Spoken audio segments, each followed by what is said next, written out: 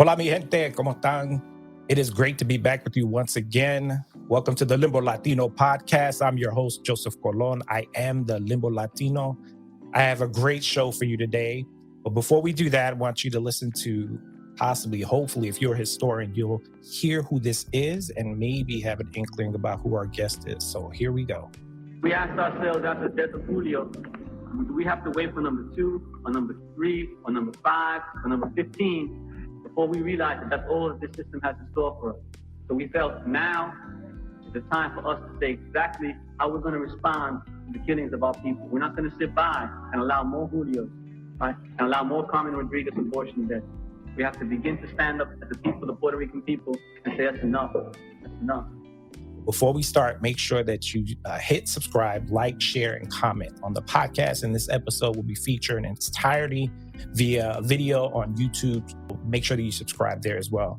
So this podcast is dedicated to you, the viewers, and the listeners, our history makers, past and present, and to those who sacrificed. This podcast was created to introduce and remind you of the beauty of our Latino X story and the value you hold, and ultimately reframe our history to the masses and hear it from the movers and shakers, known and unknown. Today, I decided to do something a little bit different, and I've invited father and daughter duo to interview today. We are looking forward to this. So we'll be asking them questions about their experiences together and as individuals doing great work. Full disclosure, one of my guests used to be an intern of mine. She is a complete rock star, and I've stayed in contact with her and seen her accomplishments and her growth. And so I'm so excited to see her follow in her parents' footsteps. Celebrated author, journalist, activist, academic, and all-around amazing human being, Juan Gonzalez. He's been the staff columnist for the New York Daily News, and he can be seen as co-host of the radio and television news program Democracy Now! He is a founding member of the Young Lords Party and also founded the National Congress for Puerto Rican Rights. And Juan also received accommodations and praises for his work. Won awards like the Lifetime Achievement Awards from Hispanic Foundation, the National Council of La Raza, and the National Puerto Rican Coalition. He is a 2-time winner of the George Polk Award for commentary and was the first reporter in New York City to have exposed the health effects and cover-up by government officials September 11th attacks. His daughter, Gabriela Gonzalez, is a second-generation American of Puerto Rican and Dominican descent. So she holds a BA in clinical psychology from CUNY Hunter College and is currently pursuing her master's in social work. Driven by her passion for child and adolescent mental health, Gabby hopes to become a psychotherapist and practice therapy in service of social justice. So it's with extreme pride that I welcome our familia, Juan and Gabriela Gonzalez. Hello. Hi, how's everyone out there? I like to start out by asking the question that I ask all my guests. And so I want you to tell us your story. Yeah, I feel weird starting off because I feel like my story is not as interesting or as long as my dad's. But I was born and raised in New York City. So, right off the bat, when I think about formative experiences and things that have shaped me, like being a New Yorker is definitely one of them. I have so much pride for the city and the resilience that it breeds in its residents, for better or for worse. Born and raised in New York, have always had a very deep appreciation of people and the human experience, which I think is so much tied to my parents and my upbringing, who were both in human services, teaching, reporting, lovers of reading and stories, and just all around amazing people. Studied psychology as an undergrad, graduated last year. I'm now pursuing a master's in social work, which I love. That's my story. Hoping to be a therapist, as was said in my intro. But yeah. Well, if I can just make one correction to your bio, Gabby. You were born in Scranton, Pennsylvania. I don't claim that. She was actually, we were on a vacation in Pennsylvania, and her mother was pregnant at the time and unexpectedly came early. And so Gabby we lived in New York City, but she was born in Scranton and spent a few weeks there as a preemie before we brought her back to New York City. Just wanted to set that record straight. You were raised in New York City. I claim New York. I claim New York. I'll leave it at that. My story. Well, I was born in Puerto Rico, and I came at a very early age, just a few months old. When my parents came here after World War II, and I grew up in East Harlem and the East New York section of Brooklyn. Went to public schools in New York, and then also as an undergraduate went to Columbia University. And at the time, we're talking now in the early 60s, there were very, very few. This is before affirmative action, before any of this stuff. There were virtually no Latinos at Columbia at the time. I was on full scholarship, and you could have put all the Latinos in a phone booth. Back then, there were still phone booths. There were no phones, no smartphones back then, and so there were no organizations or anything. So it was a tough time at Columbia back then. And for better or for worse, I ended up in my senior year involved in a big student rebellion, which was the Columbia Student Strike of 1968. Was a massive strike. It got national attention against the war in Vietnam and against the racism of Columbia University that was trying to basically take over a big section of Morningside Park, a public park, to build a private gym for its wealthy students and its faculty. And so we had a huge strike. We ended up shutting down the university for 6 weeks. Hundreds of people were arrested, 700 just in one day, but there were probably more than 1,000 or 1,200 people in total arrested throughout the strike.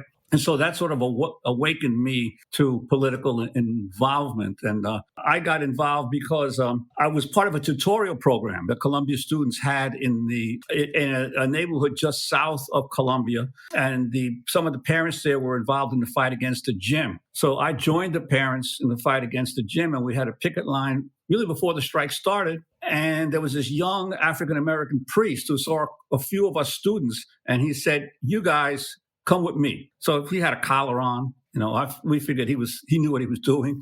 And so he went onto the construction site of the gym and sat down in front of the bulldozers. And he told us, "Here, you all sit down next to me." So we all sat down next to him, and we all ended up getting arrested.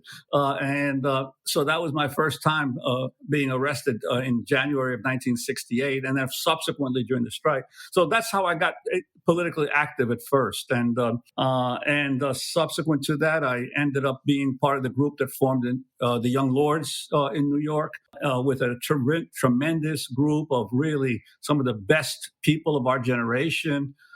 People like Felipe Luciano, Pablo Yoruba Guzman, David Perez, Denise Oliver, Iris Morales, Luis Garden Acosta. There's so many more tremendous people that all got together to form the Young Lords in New York, and was active in community struggles for many years. Subsequently, then after that, in the early 80s, I helped to found the National Congress for Puerto Rican Rights, and which was a national civil rights organization, and was its first president of the National Congress. But then I sort of went back into, at some point or other, after about 10 years of activism, I had to get a regular job.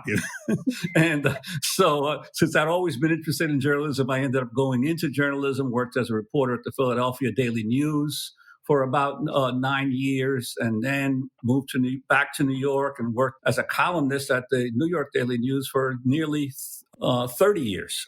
And in the process, I wrote a bunch of different books. I guess the best known one is Harvest of Empire, A History of Latinos in America, which has also become was turned into a documentary film and may soon be turned into a streaming TV series, from what I understand. I worked on a bunch of books and films. Then I sort of got involved in teaching as well. I had stints as a visiting professor at Brooklyn College, as a visiting professor at NYU, and for the last 6 years have been the Richard D. Hefner Professor of Communications and Public Policy at Rutgers University, where I'm hoping to sort of teach the next generation of young investigative reporters about the best way to go after stories that make a difference in the world. Gabby and I used to actually talk about what was it like being in your household. I could imagine what a fly on the wall would be. See that, I guess, innovation, engagement, even the activism that goes in there. So, I kind of want to move it back to Gabby and say, Gabby, with all that said, your dad's obviously accomplished a lot.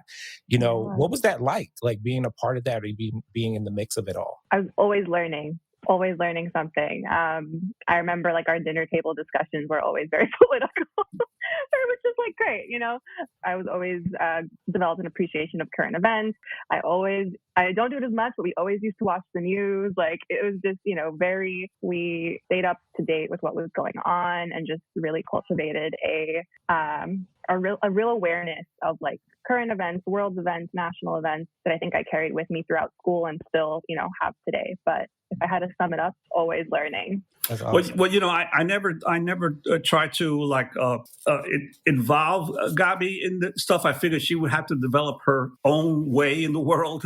But I remember, I think the most, when I realized that she had been absorbing all this stuff was when she was in the 6th grade, I think it was, and she was in this school on the Upper West Side of Manhattan, the Columbia Secondary School for Math, Science, and Engineering. And there was a great principal, a Puerto Rican principal who was a marine biologist who had started this school, brilliant guy, but then he got into some problems, and then the school district decided to fire him. And the next thing I had heard was that Gabi, as a 6th grader, had put a table in front of the administration offices and was collecting signatures of all the students demanding that the principal be reinstated. So she actually got started in activism at a much younger age than I did. I had to wait till I was in college. She was in 6th grade when she started getting understanding that the way you get things done is by organizing people to demand change. It's funny because I didn't even conceptualize that as activism. And now thinking back on it, and I also will say, like, I cannot take credit for that fully. Like, it was very much a like class effort to like organize. But yeah, like that was us kind of joining together around a common goal and really like fighting the system, I guess, as like 11-year-olds. So our 11-year-old understanding, we had buttons. It was a great effort. So yeah, thanks for defining that as activism, because I wouldn't have even thought about that. Your dad actually, you know, highlighting that as kind of the budding, you know, beginnings of your activism or even just leadership, really. So Juan, just to kind of like bleed into that, you know, how did you, you know, as you were, you know, walking through maybe even some charted unknown territory, you know, how did you look at your leadership, you know, as you kind of moved along in Young Lords and eventually, you know, your career now? What is it about that, you know, what did you learn or maybe what did you tap into to really think about that leadership and activism kind of coinciding into what you're doing? Well, you know, one of the things that I've learned over the years, it began early on, but you when you're young, you can't really conceptualize or draw the lessons. It takes a while to be able to do that. But I think one of the things that I've learned is that a leader is somebody who, when everyone else in the group doesn't know what to do, says, let's try this. Let's do this. And because very often people confront situations where they really don't know what to do. Someone has to step forward, risk being wrong, which I think is the most important thing that you learn, is that when you step out and you press for a particular point of view or a particular action, you could be wrong. And that's why most people don't want to do it. That's one aspect of being a leader is being willing to fail. Being willing to take an action, get others to agree to do it, and then risk the possibility that you're wrong. And but at the same time, I think it's also a question of coming up with a plan. Not only saying, hey, let's do this, but how are we going to do this? What steps do we take to get from A to B to C to the goal that we want? And I think that's the other thing is, one, be willing to step forward and convince others that they need to do something. And then the success part is being able to figure out how to get there. So I think those are the things that I learned initially, I think to some degree through the Columbia strike, more so through the Lords, because I think one of the important things that we learned in the Lords is that you don't need a whole lot of people to make big change, but you do need a group of people that are united and that are willing to watch each other's back, stand up for each other, defend each other.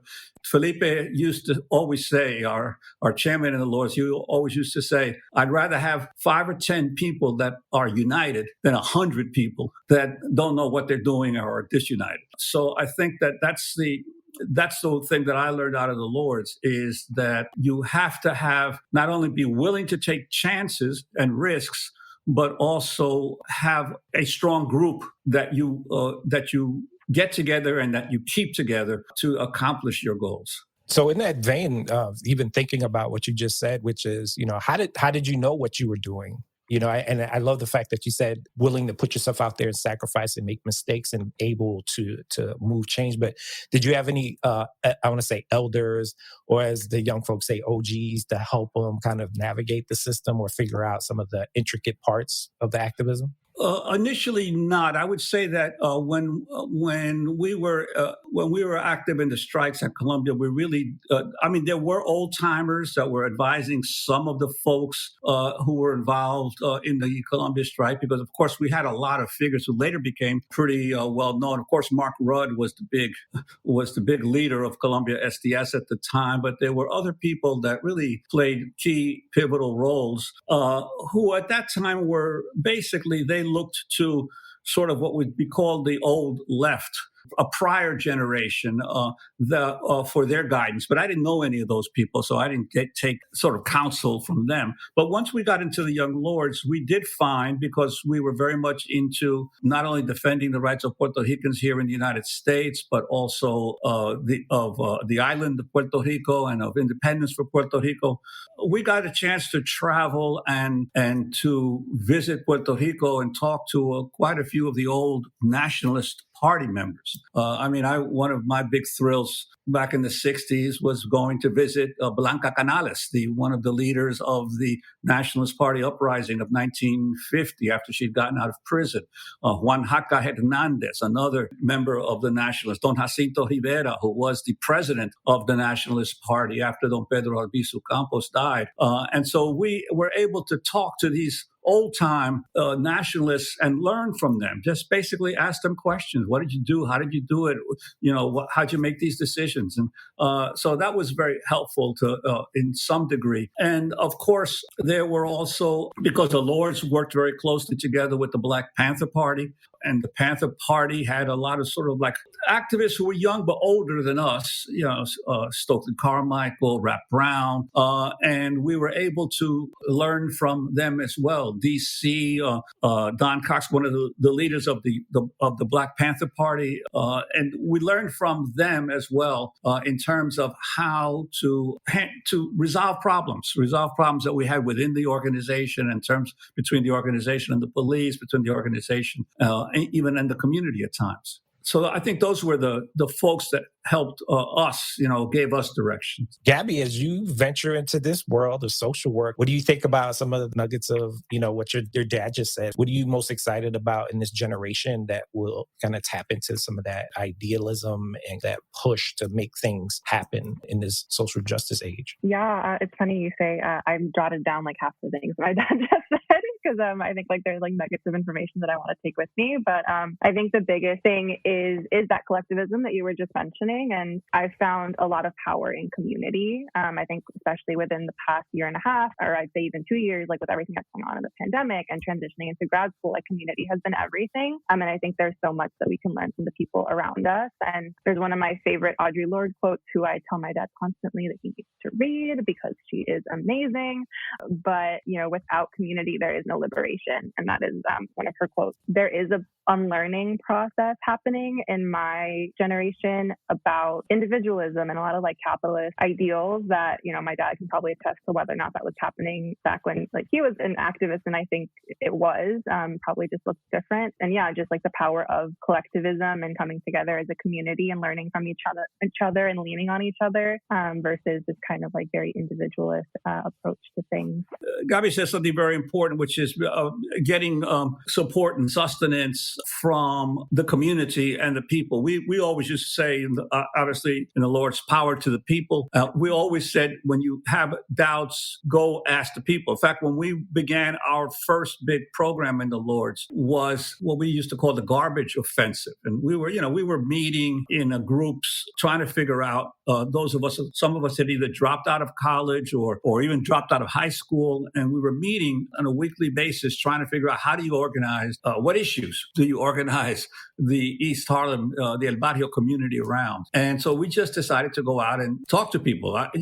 These days they would call it like ascertainment or a focus group or whatever. But we just went out and started to talk to people on 111th Street and 112th Street and 10th Street in East Harlem and say, what do you think is the biggest problem in the neighborhood? They kept telling us the garbage. And we said, what about control of this institution or control of that? No, they kept saying, no, there's too much garbage here. The sanitation department's not picking it up. They don't pick it up in this neighborhood like they pick it up downtown. And then they blame us because the streets are so dirty, but they never pick up the trash. So we decided, okay, well, if you're saying that that's the biggest issue, let's deal with that. We started sweeping the streets. That was our first big activity as members of the Young Lords. We would gather on a Saturday or a Sunday, and we would get these big sanitation department brooms.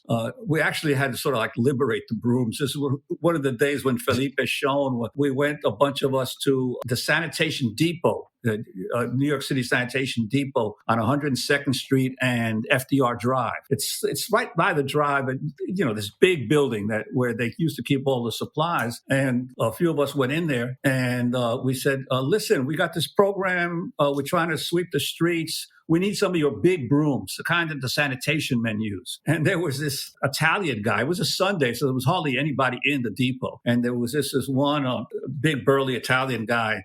And he says, "No, we're not giving you any brooms. You can't come in here and ask for brooms."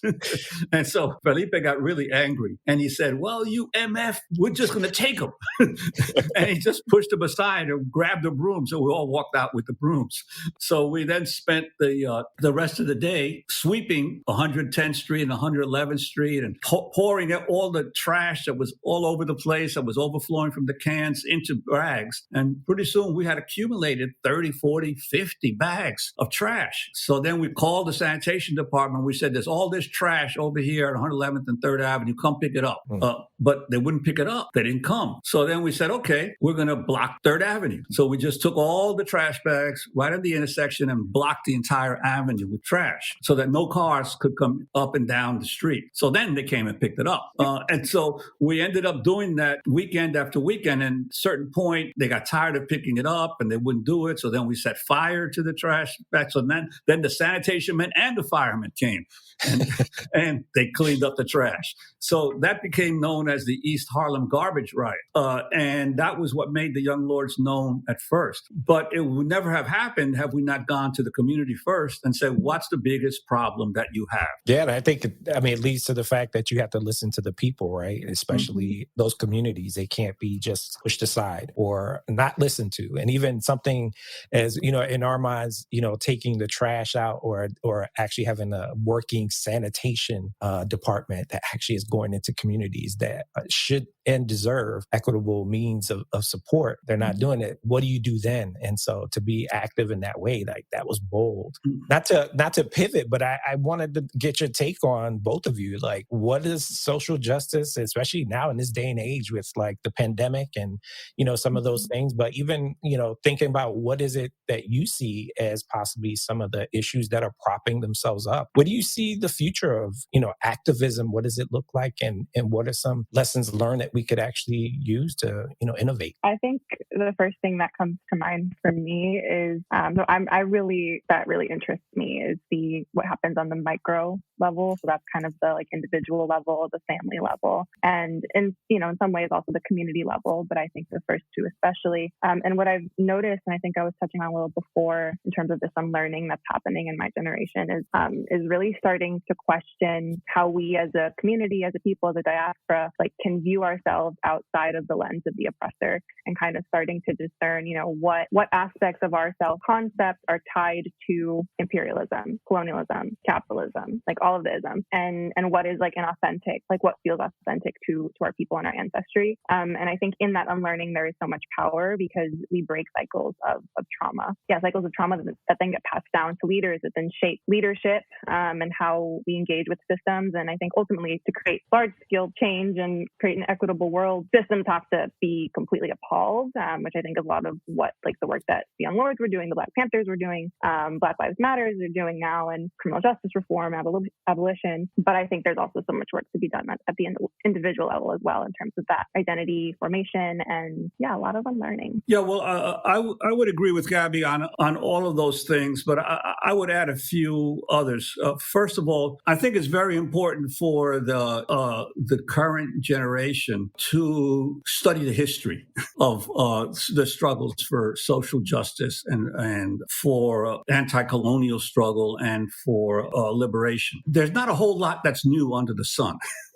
A lot of the battles that we're going through now are battles that generations before us went through as well. A lot of the debates that we're having now are debates that occurred before. A lot of the resistance movements that have arose in similar forms in prior generations. And each of those generations had to come up with solutions. Some of the solutions were good and some were bad. That's the most important thing. You study history to find out the mistakes that were made in the past so that you don't repeat them again. For instance, on the issue of the whole battle that's coming up, that has arisen in the past few years over racial injustice, over identity. And Gabby and I have had conversations about this now for several months now, back and forth on this issue. I believe that none of this is new.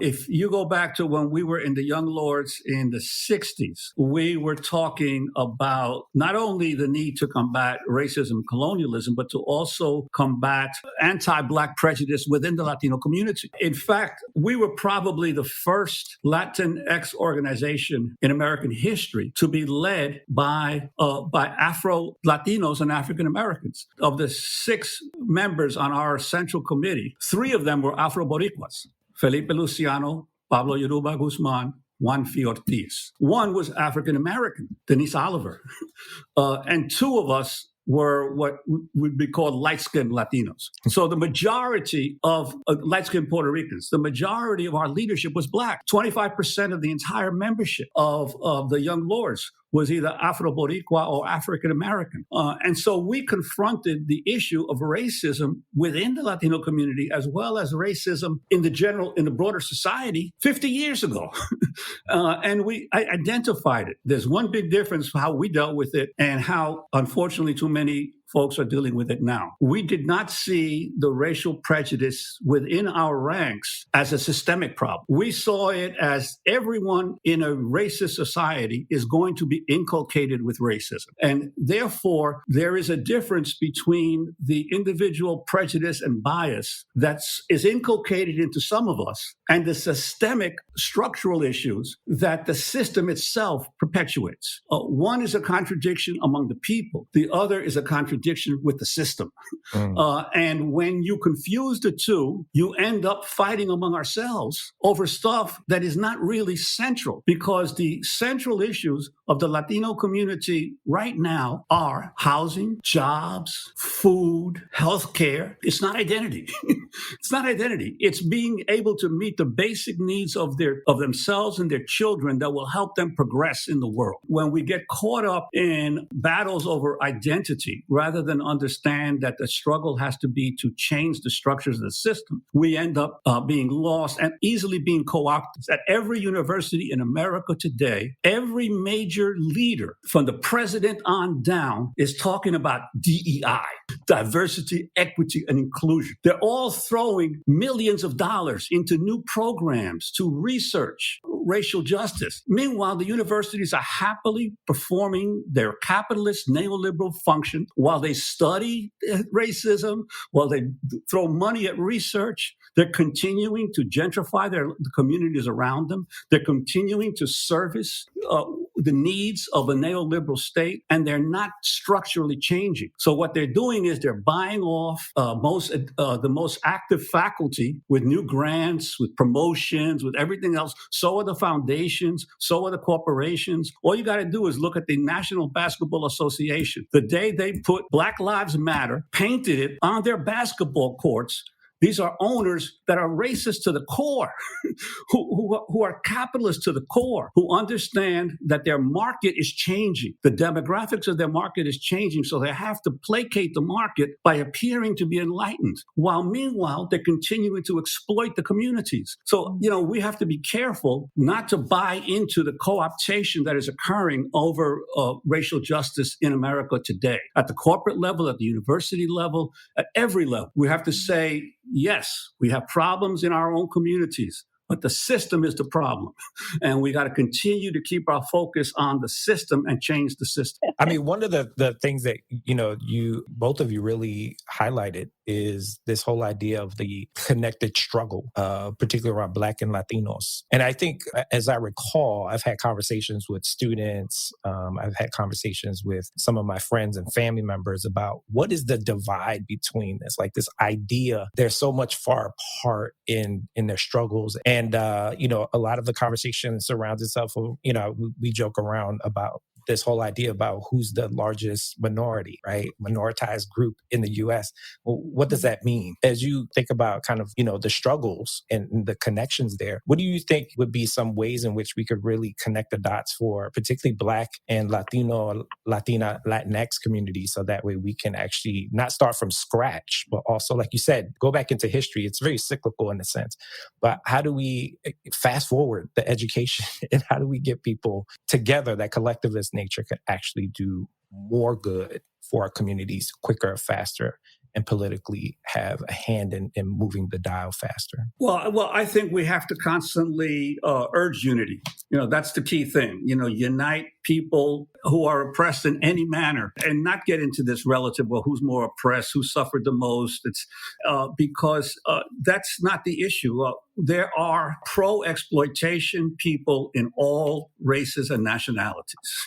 Or, it's not, talking about anti-colonialism. One of the big problems in the anti-colonial struggle was the development of new ruling classes, whether it's in Ghana or Nigeria or Zimbabwe, Jamaica, in Venezuela or Brazil, El Salvador. Each of these countries has exploitative people of their own nationality and race that are benefiting from a system, a worldwide system, so that we cannot see the problem strictly in racial and ethnic terms. We have to understand the class nature of the system. And yes, there are relative degrees of more crumbs or less crumbs. The power of Occupy Wall Street is that Occupy Wall Street had a simple slogan. We are the 99%, right? We are the 99%. That's the most unifying slogan you can come up with, because there are very few people in the 1%. You could even get down now to the 1/100th of 1%.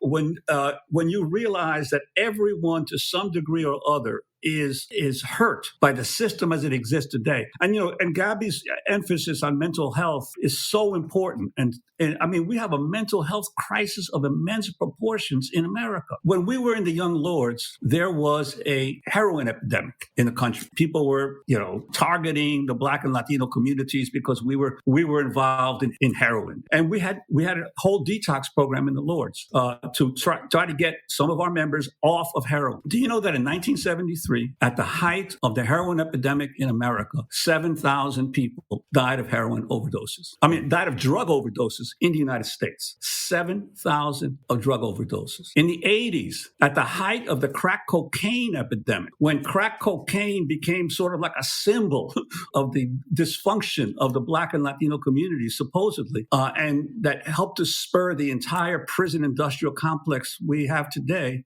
At the height of the crack cocaine epidemic, there were 14,000 overdose deaths in the United States. Last year, 100,000 people died of drug overdoses in the United States of America. 10 times what happened during the heroin epidemic or the crack cocaine epidemic. 100,000 people. That is a symbol of a country with major mental health problems, that so many Americans have to take opioids to help them deal with their situation, and no one is saying lock them all up now, because most of the people on opioids are white, and no one is saying, oh, throw the book at them, 3 strikes and you're out. No, they're all saying, let's help, let's figure out, if you have a problem, call this number. So it's a whole different attitude, but yet the problem is much, much worse now than it was back then. What I'm saying is that we've got to get a better sense of, there's a lot of people suffering in America because of the system as the way it's developed. And we cannot try to get into our silos of this ethnic group or that racial group.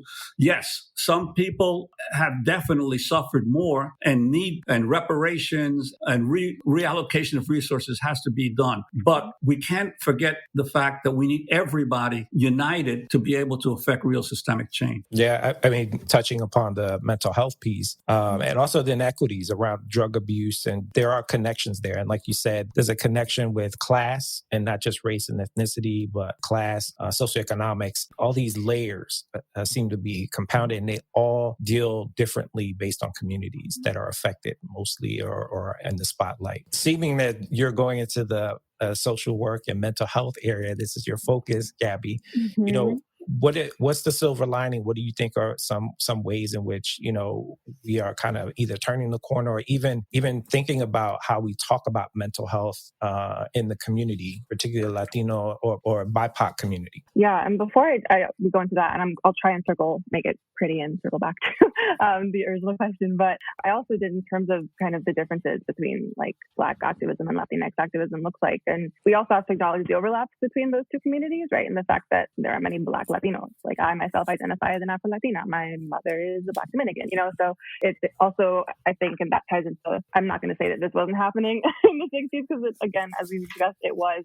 But a lot of, I think, people my age are starting to reconcile that history and be like, okay, we were taught, again, colonizing powers to negate our Blackness and to reclaim that. And that reclaiming process then paves the way for more unified activist agendas. And in terms of mental health, I think very similarly, there is a lot more candid discussions around mental health that are happening within the diaspora. And I think a lot more people are willing to talk about their feelings and the ways that, poverty is trauma. Acculturation, assimilation is trauma. Having to losing a language, right? After immigrating and losing touch with indigenous lands, right? Or overlaps with indigenous communities and Latino communities. So I think there is a lot of talk around how all of those systems, forces, movements have affected us, not just as individuals today, but have also affected us for generations, right? And how we're carrying that with us still in our bodies. It's amazing to see that those discussions are happening. And while I definitely have started to again, my dad talk about identity formation a lot, but even though it's so important to focus on the ways that the systems are hurting us and unify against system and separate it from the individual, systems are maintained by people, and people are in positions of power, and those people in those positions have potential to do more harm if they're not thinking about their privileges and their positionalities and the ways that their communities have interacted with power. People always ask, how do I get involved? What should I be doing? You all talked about kind of diving deep into history. So what do you do on a consistent basis, or what are your recommendations, or even books, articles, podcasts, things that you are really engrossed in to kind of keep yourselves abreast of what's happening right now? Well, I think in terms of domestically, some of the sites that are really doing pretty good work is, I don't know how many people are familiar with Latino Rebels, the website. They're really on top of a lot of the information and news that's happening that affects the Latino community. There's also of course, Maria Hinojosa's Latino USA is still doing a good job, but it's more of a magazine format. In terms of international stuff, I'd say We in Democracy Now! Probably have more stuff on what's happening in Latin America and the Caribbean than any other news program, commercial or non-commercial, in the country. So that's a good source of books. I mean, one of the things that I'm most concerned about in terms of the social movement, and that I've been trying to get my students in journalism and media studies to grasp. No matter what we are doing in the social movements, the society, U.S. society, and most advanced capitalist countries have developed the most sophisticated instruments of totalitarian control that we have ever had in history. It is very simple, if any fascist comes to power in the United States, to control the population right now, because we are all being surveilled on a minute-by-minute daily basis by our use of digital technology. And for that, I would recommend, and I've